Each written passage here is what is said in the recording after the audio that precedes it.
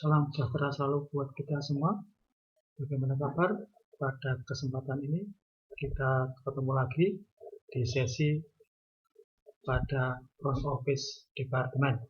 Ya, pada sesi kali ini kita akan bersama-sama membahas terkait dengan penanganan komplain tamu.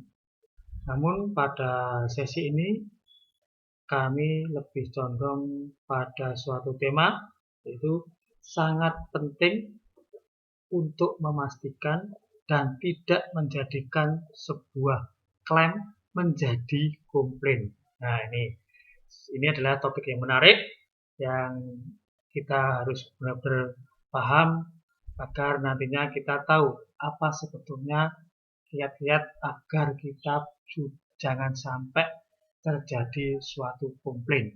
Ya, kita bisa pastikan bahwa yang namanya front office itu intinya zero komplain harusnya ya. Ini tanpa adanya komplain. Baik, pada sesi ini yang pertama-tama kita kondisikan bisa bedakan antara klaim dan komplain. Nah, ini kalau klaim itu adalah siapapun dapat secara objektif mengupayakan atau diganti sebagai kompensasinya. Sebagai contoh ya, ada goresan pada sepatu yang baru saja saya beli.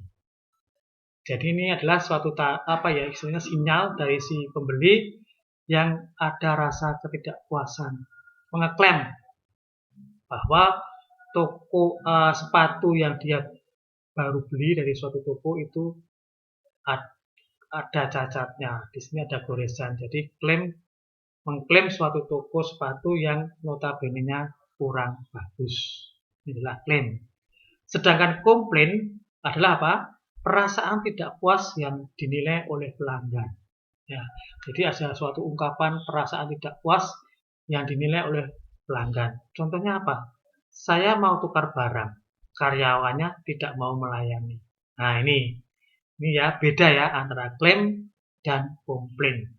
Kalau klaim itu langsung menuju ya, adalah suatu istilahnya penghakiman terhadap suatu barang ataupun juga suatu objek ya, seperti itu. Jadi kita bisa bedakan antara klaim dan komplain. Baik, setelah kita memahami mengenai klaim dan komplain, sekarang kita menginjak pada yang namanya sebetulnya keluhan atau komplain pelanggan itu jangan sekali-kali kita menganggap sebagai suatu hal yang negatif, tetapi kita selalu berpijak pada positif ya. Di sini saya munculkan manfaat mengenali keluhan pelanggan. Nah, di sini ada manfaatnya, manfaat daripada mengenali keluhan pelanggan. Dengan adanya kita berkali-kali bisa menangani keluhan pelanggan, akhirnya apa? Kita pertama bisa mengenal macam-macam karakter pelanggan. Ya, yang tadinya jadi keluhan berubah menjadi suatu pujian. Nah, tuh. Kalau kita nanti yang pertama apa? Mengenal macam-macam karakter pelanggan atau tamu. Ya, si A, si B ya gitu. Terus yang kedua, dengan adanya kita mengenali keluhan pelanggan, maka akan bisa mengklasifikasi keluhan pelanggan. Di plot-plot kita, oh kalau pelanggan si A itu biasanya seperti ini, keluhannya seperti ini. Makanya kita bisa mengkondisikan, ya, mengklasifikasi keluhan pelanggan. Terus yang ketiga, mempermudah mencarikan jalan keluar bila menemui keluhan yang sama. Nah, jadi ini katakanlah ada tamu si A, komplainnya seperti itu. Lalu beberapa hari lagi datang pelanggan si B, komplainnya juga hampir sama dengan si A tadi, dan ternyata jalan keluarnya juga sama pada saat kita menanggapi dari komplain dari si A. Maka kita adopsi ke B dan selanjutnya. Jadi nanti semuanya bisa running well. Kalau nanti kita bisa mengenal, mengklasifikasi, akhirnya akan mempermudah mencarikan jalan keluar. Di sisi lain, juga menyadarkan petugas akan fungsinya pada saat melayani pelanggan. Nah, ini harusnya juga di sisi internalnya juga menyadarkan petugas akan fungsinya pada saat melayani pelanggan. Jadi akan lebih tahu, lebih care dengan pelanggan dengan berbagai sifat maupun karakter. Itu ya, jadi adalah beberapa manfaat mengenali keluhan pelanggan atau tamu. Ya, kenapa di sini kita kasih not pelanggan? Jelas yang namanya hospitality industry itu menganggap semua tamu menjadi pelanggan. Ya, jangan sampai nanti hanya sekali datang saja, berikutnya tidak akan datang lagi ke hotel atau juga perusahaan kita. Itu ya. Tuh, baik. Kita lanjut sumber-sumber keluhan tamu. Nah, ini sumber-sumber keluhan tamu itu kita bisa mengkondisikan terkait dengan sumber-sumber, yaitu adalah pertama adalah pelanggan. Ya, jelas itu ya, sumber keluhannya adalah pelanggan. Terus yang kedua adalah karyawan sendiri. Terus yang ketiga adalah manajemen. Nah, yang keempat pengunjung, lalu pimpinan, rekanan, dan pesaing. Ya, ini adalah merupakan sumber-sumber dari keluhan. Ya, pelanggan jelas yang terkait dengan tamu. Kalau karyawan itu adalah sesama teman dalam suatu departemen maupun antar departemen. Kalau manajemen biasanya dengan atasan kita, ya kadang-kadang seperti itu. Nah, pengunjung ini biasanya yang terkait dengan katakanlah hanya sebatas menikmati sejenak pada pelayanan di restoran atau juga di swimming pool atau juga yang terkait dengan di beberapa business center. Nah, ini juga ada pimpinan. Ini pimpinan adalah pimpinan yang biasanya dalam satu departemen. Ya, kita langsung ada keluhan dari pimpinan kita langsung. Atau juga rekanan. Rekanan ini juga bisa dari internal maupun eksternal. Ya, kalau eksternal itu biasanya yang terkait dengan rekanan-rekanan yang biasa dipakai oleh hotel. Nah, itu.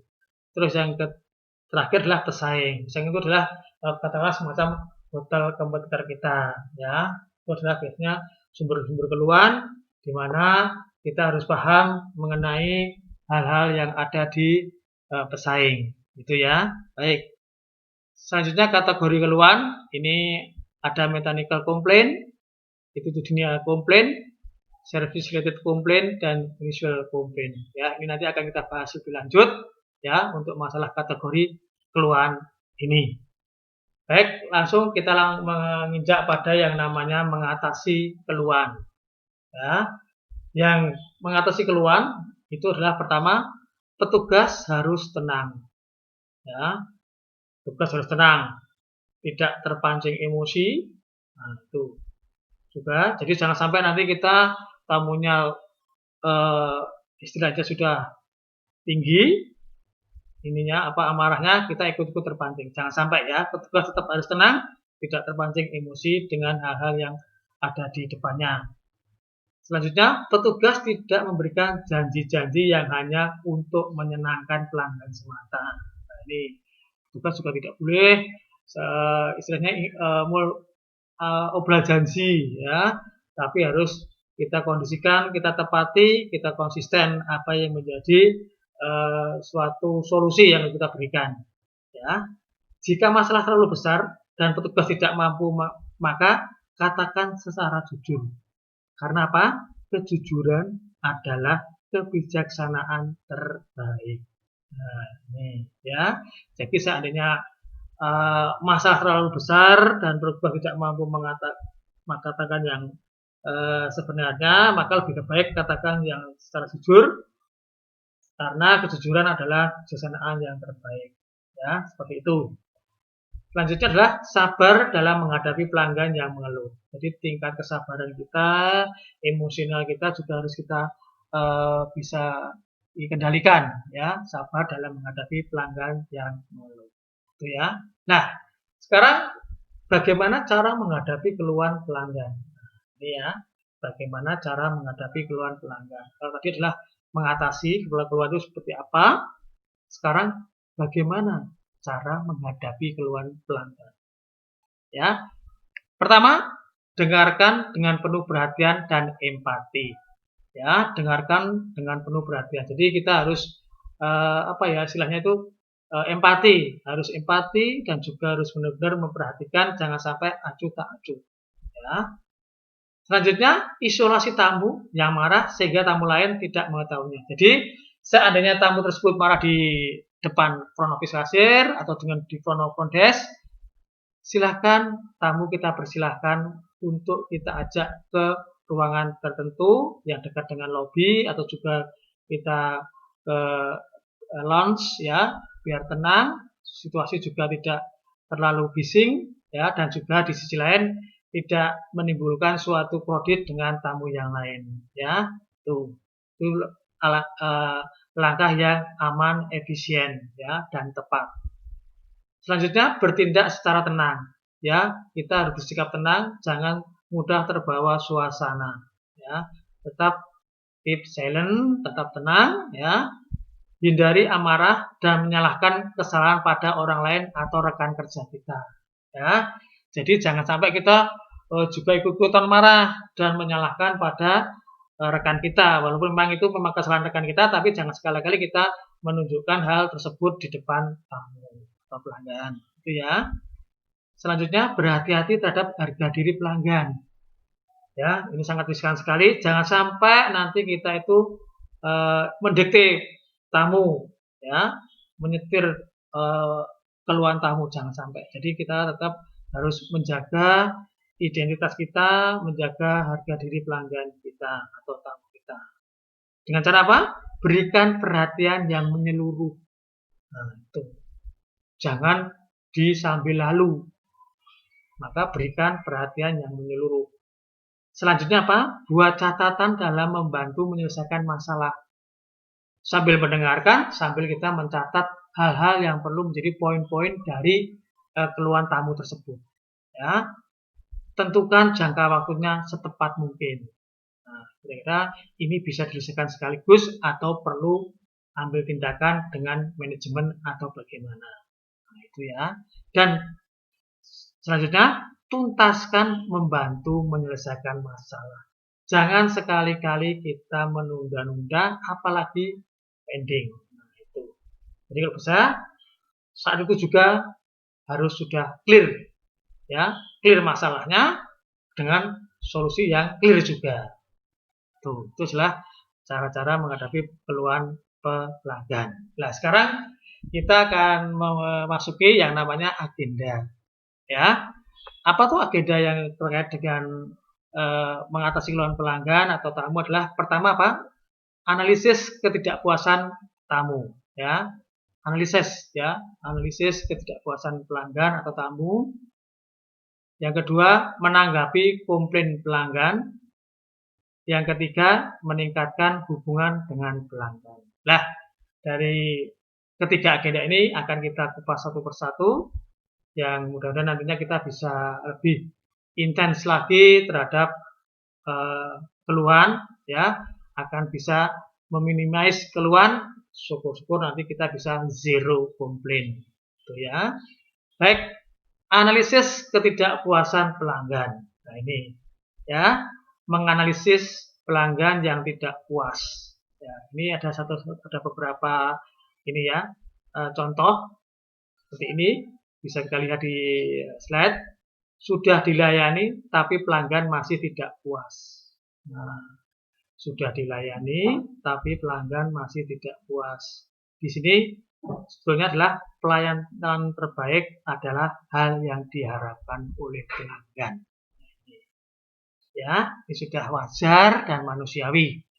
Jadi kalau kita ingin sudah dilayani tapi pelanggan masih tidak puas, berarti sebetulnya pelayan terbaik adalah hal yang diharapkan oleh pelanggan. Lalu berikutnya ada contoh lagi, mengapa saya pelanggan lebih tahu daripada petugasnya. Nah, ini contoh ya. Ini contoh, jangan sampai seperti ini terjadinya ya. Ya, mengapa pelanggan lebih tahu daripada petugasnya? Dikarenakan apa? Kurangnya pengetahuan petugas. Nah, ini sering juga terjadi di operasional hotel itu juga ada seperti ini ya. Kurangnya pengetahuan petugas. Terus yang kedua adalah penjelasan kurang detail membuat pelanggan kurang percaya Jadi penjelasannya ya tadi petugas kurang paham, selanjutnya dengan adanya kekurang pahaman dia, akhirnya penjelasannya sebetulnya apa? Ngalor ngidul. Jadi tidak sinkron dengan apa yang menjadi kebutuhan atau ketidakpuasan dari tamu atau pelanggan tersebut. Itu ya. Jadi inilah analisis ketidakpuasan pelanggan itu ada seperti ini ya. Kita bisa mengkondisikan seandainya kita benar-benar paham terkait dengan pengetahuan-pengetahuan yang harusnya kita kuasai. Itu ya. Baik, menganalisis pelanggan yang tidak puas. Nah, ini lagi ya. Menganalisis pelanggan yang tidak puas. Itu bagaimana tuh? Pertama, ini contoh seperti contoh ya. Cuma urus satu masalah saja, kenapa lama sekali? Nah, ini. Kita sering mendengar seperti itu ya. Cuma urus satu masalah saja, kenapa lama sekali? Nah, ini adalah apa? Kita bisa menganalisa. Analisanya apa? Respon yang terlalu lama saat handle masalah, semakin lama waktu membuat kesal dan pelanggan tidak akan percaya lagi. Nah ini, makanya ya ini timbul suatu lontaran. Cuma urus satu masalah saja, kenapa lama sekali? Ya, ini adalah analisanya apa? Analisanya responnya terlalu lama. Ya, respon dalam menanggapi suatu komplain atau keluhan itu kurang cekatan. Ya, itu. Nah, contoh lagi juga bisa seperti ini. Seperti ini, seperti itu. Sebenarnya kalian tahu enggak? Nah, ini. Seperti ini, seperti itu. Sebenarnya kalian itu tahu atau tidak? Nah, ini sebetulnya apa? Analisanya apa? Penjelasan yang berbeda dari antar petugas. Si A menjelaskan seperti ini. Ternyata nanti setelah ketemu dengan si B, kok lain lagi. Ketemu si C lain lagi. Jadi pemahamannya itu tidak sinkron antara satu petugas dengan petugas yang lainnya. Dan kadang-kadang penjelasan kurang detail dan berputar-putar. Ya, jadi tidak nyambung kadang-kadang seperti itu. Nah, ini perlu kita pahami, perlu kita analisa. Itu ya. Baik, lalu apa yang ada di pikiran pelanggan saat dia sedang kesal? Nah ini bisa kita kondisikan apa yang ada di pikiran pelanggan saat dia sedang kesal. Ini ada beberapa ini ya, ada beberapa konteks yang sering kita jumpai. Pertama apa? Saya tidak pernah diperlakukan seperti ini. Nah, mungkin rekan-rekan sudah sering mendengar ya istilah-istilah seperti ini. Apa iya benar-benar akan diselesaikan? Nah, ini percuma saya berbicara. Nah, ini juga salah satu ya, salah satu suatu apa katakanlah bicara yang tinggi ya saat pelanggan itu sedang kesal. Membuat capek saja. Nah, ini kalau sudah klimaksnya akhirnya apa? Kalian tidak mengerti. Nah, ini ya. Kalian tidak mengerti. Nah, ini makanya salah satu yang harus kita pahami. Tadi kita sudah jelaskan mengenal dan juga menganalisa yang terkait dengan keluhan-keluhan tamu. Itu ya. Baik. Saya lanjutkan ya. Pelanggan mengatakan keluhannya. Nah, kalau tadi adalah apa yang ada di pikiran pelanggan saat dia sedang kesal. Sekarang kita akan mengkondisikan pelanggan mengatakan keluhannya. Itu bagaimana? Kalau pelanggan mengatakan keluhannya, berarti itu adalah apa? Kita bisa menganalisa. Oh, merupakan sebuah monitor secara gratis. Mungkin sebuah apa ya masukan yang sangat baik sekali buat pembenahan bagi operasional di hotel kita atau di perusahaan kita. Penyediaan ide atau ide baru. Dengan adanya keluhan, oh ternyata dia mengeluh untuk apa itu pelayanan di lobi kurang maksimal atau mungkin di lobi kok tidak ada namanya welcome drink yang setiap saat bisa dinikmati. Nah, itu salah satu apa ya merupakan masukan yang positif dan gratis serta merupakan ide-ide yang baru, ya. Itu tuh. Terus pertanda bahwa, nah ini, dengan adanya pelanggan tadi atau tamu tadi mengeluarkan keluhannya, otomatis dia akan care, dia peduli. Dengan rasa peduli itu menandakan bahwa pelanggan itu sebetulnya setia pada fasilitas yang ada di tempat kita, setia pada layanan kita, gitu. Jadi selanjutnya kita akan jadi tahu setelah adanya ekspektasi dari pelanggan tersebut, ya.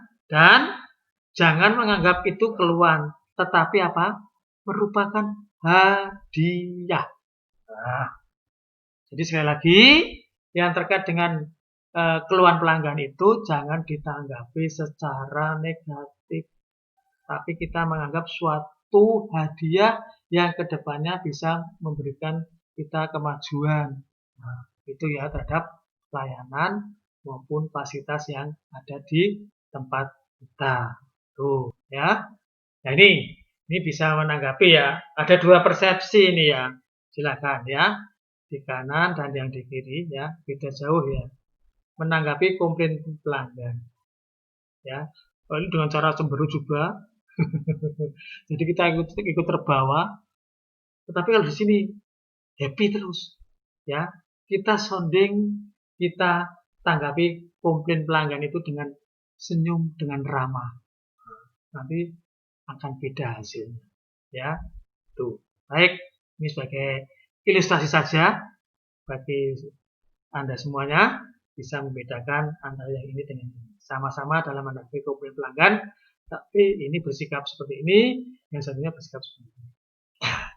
Jadi nanti secara otomatis ini melirik ke sini. Nah, itu sebenarnya satu gambaran cara menanggapi komplain pelanggan. Itu ya. Baik, ini ada beberapa step ya menanggapi komplain itu. Yang pertama apa? Step pertama, feel, yaitu rasakan. Tapi rasakan jangan kok notabene rasakan yang secara ini ya negatif ya, tapi ini rasakan secara positif. Seperti apa? Oh, iya betul. Baik, mengerti. Nah, ini ya. Ini. Jadi dengan adanya kita memahami, mengatakan, oh, iya betul. Baik, mengerti. Nah, itu salah satu sudah menjadi feedback yang positif terhadap keluhan pelanggan. Mendengarkan keluhan dengan baik berarti satu masalah sudah selesai. Nah, ini. Maksudnya apa? Mendengarkan keluhan dengan baik, dengan sesama, otomatis kita sudah menyelesaikan satu masalah. Maksudnya masalah apa? Masalah terkait dengan saat kita menanggapi keluhan tadi. Ya, menyatakan apa? Rasa simpati. Nah, ini juga menjelaskan dengan sudut pandang yang sama sebagai pelanggan. Empati tadi. Ikut merasakan. Beda ya, seperti itu. Ya, jadi kita kondisikan seandainya kita seperti itu, maka kita bisa mengkondisikan dengan baik jalan keluar. Yaitu yang pertama adalah step feel. Nah, merasakan, ikut merasakan, ikut empati, simpati. Terus yang kedua, fact, fakta, berikan informasi. Nah, ini pemberian informasi yang baik akan menghindari komplain. Nah, ini informasi yang baik, yang sesuai, tepat sasaran itu akan menghindari komplain.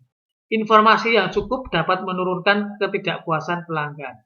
Nah, kalau kita menjelaskan secara gamblang dan cukup bisa dimengerti, maka dengan sendirinya akan menurunkan ketidakpuasan pelanggan. Ya, buat catatan sebagai sumber informasi, sudah. Ya, ekspresi tidak puas adalah keingintahuan. Ya, jadi dengan adanya tidak puas maka timbul suatu keingintahuan. Ya, kita bangun keingintahuan tersebut dengan positif, maka hasilnya pasti juga akan positif. Itu yang step yang kedua. Selanjutnya adalah step yang ketiga adalah fokus. Penyelesaian masalah. Ya. Apabila tidak fokus, masalah akan jadi lebih besar. Ya. Maka semuanya itu harus fokus. Terus kata-kata kasar dan tidak enak dari pelanggan kita balas dengan manner yang baik. Nah, harus bertolak ya. Seandainya pelanggan itu katakanlah mencaci maki-maki kita, kita harus bisa lemah lembut, smart di dalam membalas dengan manner yang baik. Ya, itu. Karena kenapa? Ketidakpuasan besar sama dengan kompensasi yang besar pula. Nah, ini ya, ketidakpuasan besar sama dengan kompensasi yang besar pula. Demi memecahkan masalah, kita harus berusaha lebih keras dan lebih fokus lagi. Itu yang terkait dengan penyelesaian masalah. Jadi intinya adalah fokus, ya. Semuanya harus fokus, percaya hasil akan maksimal. Nah, selanjutnya adalah yang keempat, feedback. Ya, sampaikan hasilnya. Tuh, ini ada feedback, ya. Sampaikan hasilnya. 1 detik bagikan 1 menit bagi orang yang menunggu. Ya, 1 detik, maaf, bagikan 1 menit bagi orang yang menunggu. Tuh. Ya, jangan pernah katakan tidak tahu. Ya, jangan pernah ya. Jangan pernah katakan tidak tahu. Satukan pemahaman dengan pelanggan saat melihat masalah. Jadi kita harus bisa sepaham untuk terkait memasuki apa yang menjadi keluhan tamu tadi. Ya, artinya apa? Kita harus paham itu benar-benar mendalami apa yang menjadi keluhan tamu tadi.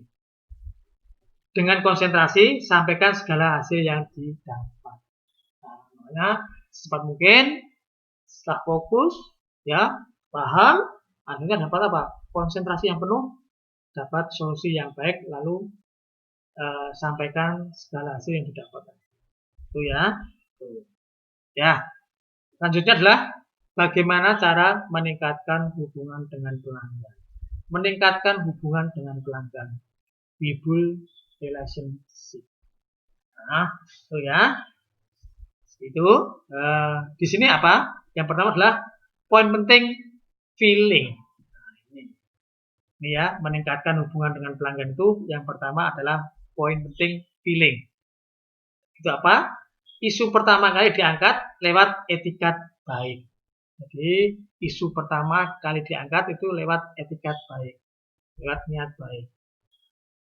Selalu tunjukkan respon positif pada respon awal pelanggan. Selalu berpikiran positif, bersikap positif. Nah, itu. Sesuaikan diri dengan situasi emosi pelanggan. Selalu berusaha memberikan respon positif, lagi-lagi positif, respon positif, ya, pada apa yang disampaikan oleh pelanggan. Nah, inilah poin penting sekali dalam feeling kita terkait dengan respon yang positif. Tuh. Selanjutnya adalah poin penting yang mengenai faktor. Ya, informasi produk harus dijelaskan secara detail. Secara detail informasinya apa, itu faktanya seperti apa, itu harus secara detail. Ya, di sini adalah poin penting fakta. Ketidakpuasan muncul dari ketidakmengertian. Jelas ini ya. Ya, harusnya penjelasan harus sedetail mungkin, jangan sampai nanti rancu dan tidak bisa dipahami. Nah, selanjutnya apa? Sentuh perasaannya, setelah itu lakukan pendekatan. Nah, sentuh perasaannya, lalu lakukan pendekatan, dan selalu berusaha memberikan informasi yang jelas dan menjalin kedekatan tadi. Nah, gunanya itu. Ya, setelah kita dekat, kita saling memberikan informasi yang jelas. Makanya dengan adanya kedekatan, dengan memberikan informasi yang jelas, maka yang nomor ini tidak akan muncul ya ketidakpuasan. Itu ya. Baik. Selanjutnya apa? Poin penting ini tadi fokus. Fokus sekali lagi ya, fokus ya. Kita harus fokus ya. Fokus saat berbicara dengan pelanggan. Nah, jelas. Fokus pada masalah yang akan diselesaikan. Ya, kita harus selalu fokus. Ya, perhatian dan gestur itu penting. Hindari perkataan yang tidak berfaedah atau bermanfaat. Posisikan diri sebagai customer. empati lagi. Itu ya, itu adalah satu poin penting dalam fokus. Lalu yang selanjutnya adalah poin penting terkait dengan feedback. Ya, feedback saat proses penyelesaian penting untuk dilakukan. Nah, feedback kedua arah, ya, itu sangat dilakukan untuk penyelesaiannya dan proses penyelesaian. Tentukan waktu perkiraan feedback dari permasalahan. Hubungi pelanggan sebelum waktu yang ditentukan, jadi lebih dulu, ya. Jadi nantinya pelanggan lebih merasa diperhatikan. Oh, ternyata cepat juga untuk penyelesaiannya. Jangan lupa pelanggan menunggu hasilnya, apapun itu. Nah, makanya hubungi pelanggan sebelum waktu yang ditentukan. Jadi istilahnya mendahului dengan apa itu kesepakatan sudah disampaikan. Ya, ini soalnya jangan sampai pelanggan menunggu hasilnya. Ya, maka jangan lupa pelanggan menunggu hasilnya apapun itu. Jadi istilahnya hubungi pelanggan sebelum waktu yang ditentukan. Nah, itu ya. Ya, demikian yang terkait penanganan keluhan tamu. Mudah-mudahan nanti dapat bermanfaat bagi semuanya. Terima kasih banyak telah mengikuti sesi kali ini. Mudah-mudahan kita senantiasa selalu diberikan kesehatan dan juga diberikan suatu semangat untuk tetap berkarya. Demikian, terima kasih dan tetap berkarya.